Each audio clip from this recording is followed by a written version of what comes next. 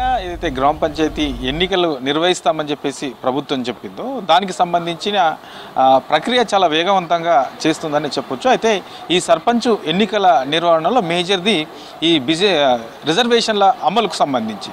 So ఈ రిజర్వేషన్ల అమలుకు సంబంధించి ఏదైతే సుప్రీంకోర్టు గైడ్లైన్స్ ఉన్నాయో 50% రిజర్వేషన్లు మించకూడదని సుప్రీంకోర్టు గైడ్లైన్స్ ఉన్నాయో ఆ గైడ్లైన్స్ ప్రకారమే డెడికేషన్ కమిషన్ ప్రభుత్వానికి నివేదిక ఇచ్చింది. సో ఈ నివేదిక ఆధారంగా ఎక్కడెక్కడ ఈ రిజర్వేషన్లు సో ఎవరికి అమలు చేయొచ్చు, ఎక్కడెక్కడ ఎట్లాంటి రిజర్వేషన్లను అక్కడ ఖరారు చేయొచ్చు, దానికి సంబంధించిన దాని మీద ప్రభుత్వం కొద్దిసేపటి క్రితమే ఉత్తర్వులు జారీ చేసింది. సో ఈ ఉత్తర్వులను కూడా దీనికి సంబంధించినటువంటి మార్గదర్శకాలకు సంబంధించినటువంటి ఉత్తర్వులను అన్ని జిల్లాల కలెక్టర్లకు కూడా ప్రభుత్వం పంపింది.